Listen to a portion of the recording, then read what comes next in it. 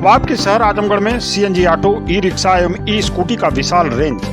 भारत में सबसे ज्यादा माइलेज देने वाला ई रिक्शा जो एक बार चार्ज करने पर चले 150 किलोमीटर।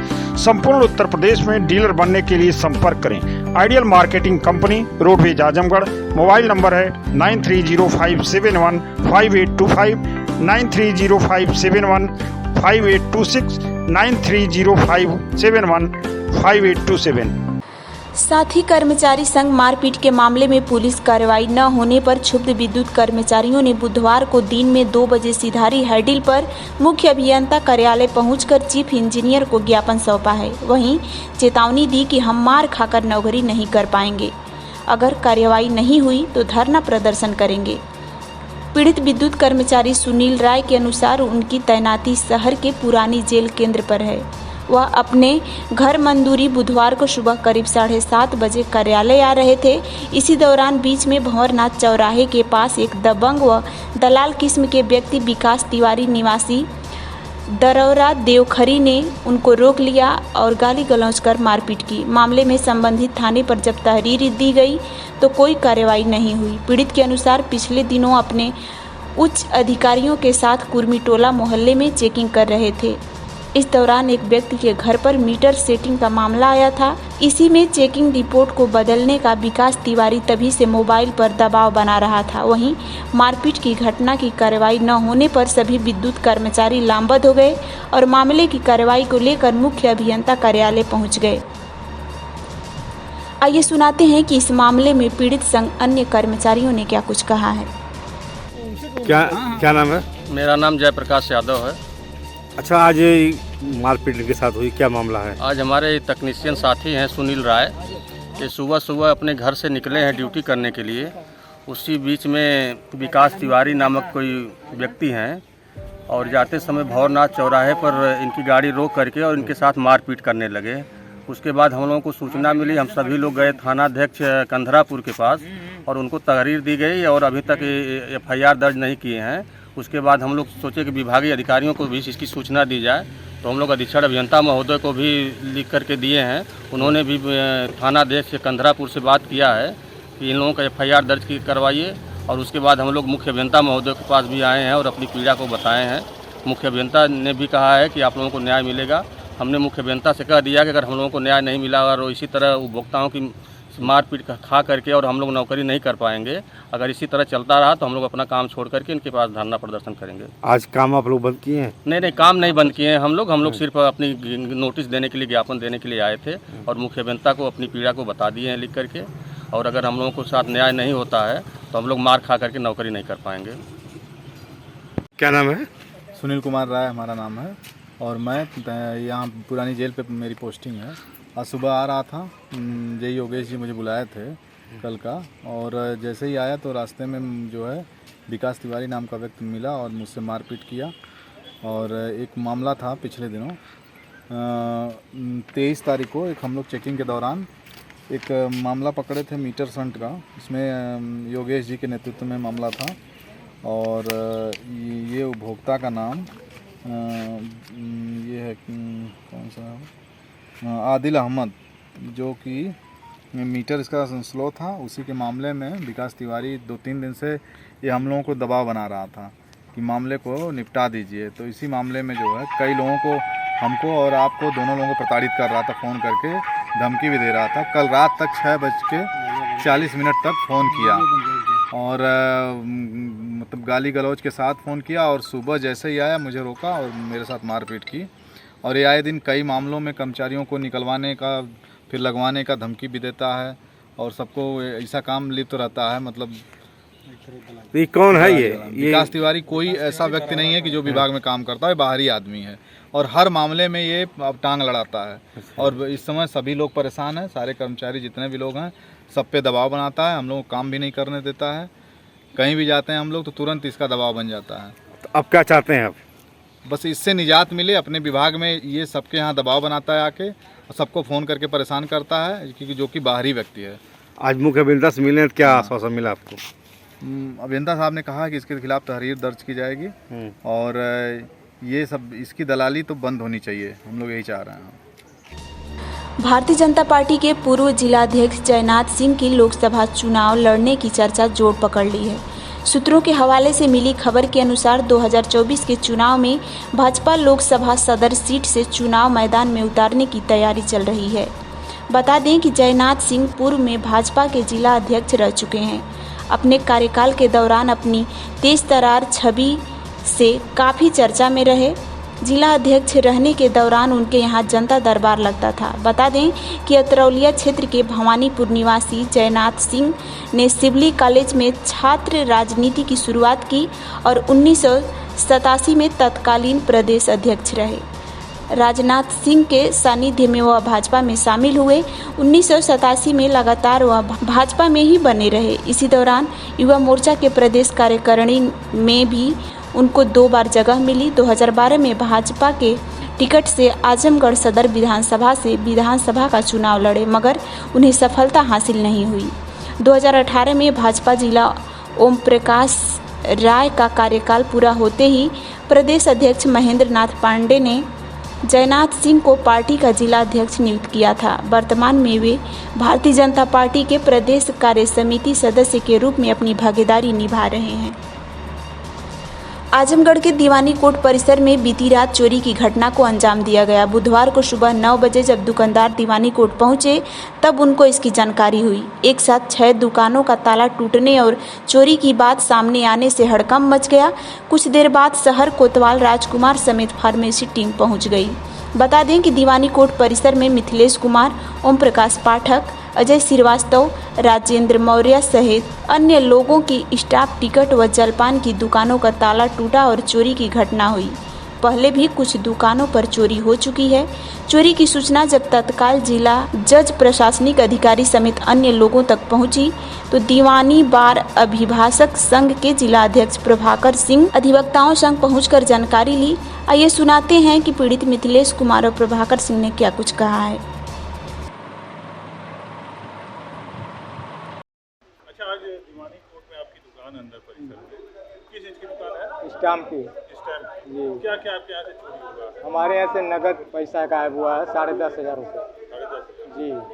कैसे गायब हुआ? ताला तोड़ के? ताला तोड़ के गायब हुआ। बक्सा वहाँ है, उसका जो कुंडी तोड़ दिए हैं लोग। अच्छा, कुल कितनी चोरी हुई है आज? 5-6 जगह आज हुई है दीवानी कैंपस में। स्टाम्प की चोरी हुई है? नहीं, स्टाम्प की नहीं हुई है। वो चालान लगाने का पैसा रखे थे, कल मंगलवार था तो नहीं लग पाया, बस वही पैसा था, वही जो है। तो और जगह से क्या आपको जानकारी कि क्या चोरी हुई है? नहीं, और जानकारी नहीं है किस आदमी। 6 लोगों के यहाँ? हाँ, 5-6 लोगों के यहाँ हुई है। अध्यक्ष सील कोट बात चोरी हुई है 5-6 दुकान पे, और इससे पहले भी चोरी हुई है, क्या कुछ पे कार्रवाई? यह बड़ा दुखद है। यही से सबको न्याय मिलता है, पूरे जनपद को। यहाँ इस न्यायालय परिसर में जो दुकानें हैं उनका ताला टूटा है, चोरियां हुई हैं। उसके बाबत और विशेष जानकारी हमको नहीं है क्या नहीं, लेकिन यह बड़ा दुखद है।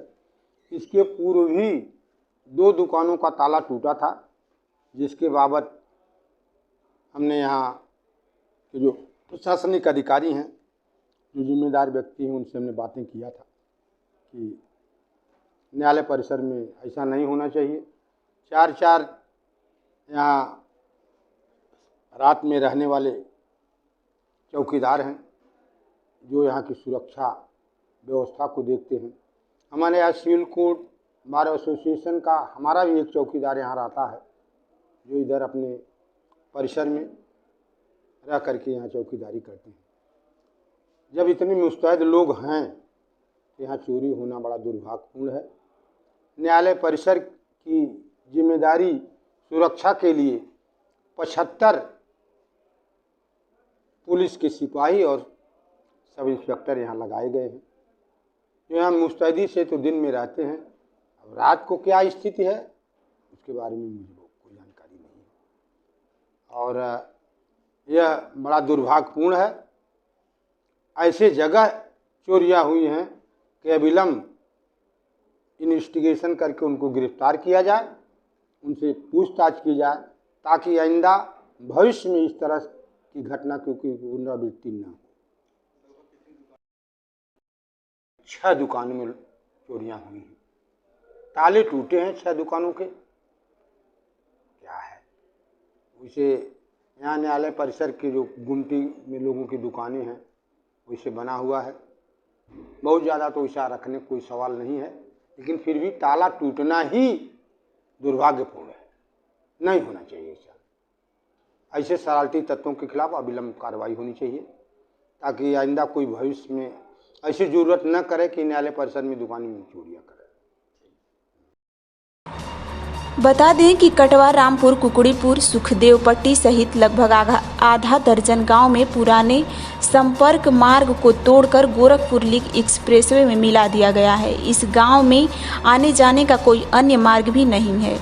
मार्ग न होने से दूसरे गांव में घुसकर लोगों को कई किलोमीटर घूमकर जाना पड़ता है, तो वहीं बच्चों को भी विद्यालय जाने में दिक्कत हो रही है।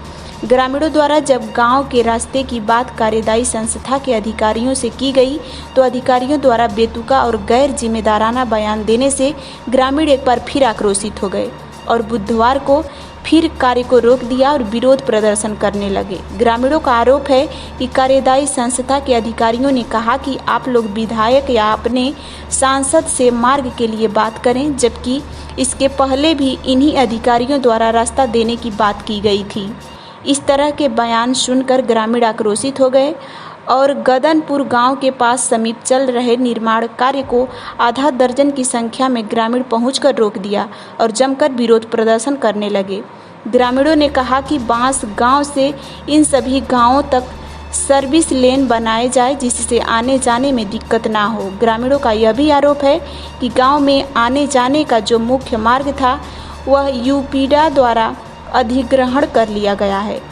इन गांव में आने जाने हेतु सड़क की समस्या को यूपीडा सहित अधिकारियों को कई बार अवगत कराया गया, क्योंकि ग्रामीणों को NH 228 तक जाने का कोई विकल्प नहीं बचा है। हालांकि विरोध प्रदर्शन कर रहे ग्रामीणों के बीच कोई भी अधिकारी नहीं पहुंचा था। आइए सुनवाते हैं कि ग्रामीणों ने क्या कुछ कहा है। क्या नाम है आपका? रविंद्रनाथ। भैया, ये आज आप लोग यहाँ खड़े हुए हैं, ग्रामीण काफी संख्या में खड़े हैं, क्या मामला है, क्यों खड़े इसके बारे में? हमारा यही मैसेज है कि हम लोग को पूरे गांव को रास्ता चाहिए। इन लोग को रास्ता बाधित है, इन आने जाने के लिए दिक्कत हो रही है। हमारा ये रिक्वेस्ट है प्रशासन से, सरकार से, यही रिक्वेस्ट है कि इन लोग को रास्ता चाहिए। ये जो रास्ता बना हुआ बंद हुआ है, पिच रोड थी, हाँ। कितने गाँव को जोड़ती? अरे 8-10 गाँव का। अगर ये रास्ता बन जाए आप लोग कैसे आए जाएंगे? इसी रोड यही मेन रास्ता इन लोग के लिए है। अगर बंद हो जाएगा तो कहाँ से आए जाएंगे? तब कोई रास्ते नहीं, कहाँ से हम लोग आ जाएंगे? हमारे यहाँ के इस गांव के सब सदस्य किस रास्ते से आ जाएंगे? इसलिए हमारा ये रिक्वेस्ट है प्रशासन से कि इस गांव के लिए रास्ता हम लोग को चाहिए, बस। क्या नाम भी आपका? राजू पांडे। आज आप लोग यहाँ पे ग्रामीण इकट्ठा में, क्या मामला, क्यों इकट्ठा में, इसके बारे में बताइए। ये हमारे गांव का रोड है, ये जो PWD सड़क है, जो NH 233 से लिंक है, कटवा गांव का, और कुकरीपुर, सुखदेव पट्टी, मिसरौलिया, गणपतपुर, रामपुर, इतने गांव का यहाँ का आमेपुर का ये रास्ता है। ये सदियों से है ये रास्ता, और ये यूपीडा के लोग बंद कर रहे हैं। और इन लोगों को बार बार हम लोग रास्ता रोक रहे हैं, तो कह रहे हैं बनेगा बनेगा। कल ये कहे कि विधायक से बात करिए और सांसद से बात करिए, तब आप लोगों का रोड बनेगा। हम लोग बताइए किससे बात करें? कुछ दिन पहले भी आप लोगों ने इस पे धरना दिया था, जी, आश्वासन मिला था। तो उस समय PD और ये सब लोग आए हुए थे। ये कहे कि हम लोग प्रस्ताव बना के भेज दिए हैं और उधर से आप लोगों का 230 मीटर हम लोग रोड देंगे उस साइड से, और जो कि आज तक नहीं है, फिर काम अपना यहाँ शुरू कर दिए। अगर ये पुलिया ढाल देंगे तो ये रोड अवरुद्ध हो जाएगा। जो रास्ता देने के लिए बात की थी, क्या रास्ता नहीं दे रहे हैं? नहीं दे रहे हैं, आज भी वैसे पड़ा है वो। क्या करें? कोई अब NHS का अधिकारी कोई आपको आया? अभी कल उनसे फोन पे वार्ता हुई, कहे कि आप लोगों का रोड कैंसिल हो चुका है, अब आप लोगों को रोड नहीं मिलेगा। अगर ये रोड नहीं मिलेगा तो आप लोग कहाँ तक जाएंगे? तो हम लोग कहीं नहीं जा पाएंगे, वो निकल ही नहीं पाएंगे गाँव से, न इधर जाएंगे न उधर जाएंगे।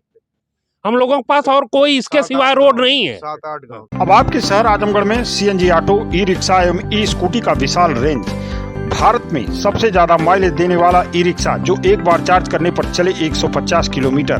संपूर्ण उत्तर प्रदेश में डीलर बनने के लिए संपर्क करें ideal marketing company, roadways Azamgarh. Mobile number है 9305715825, 9305715825।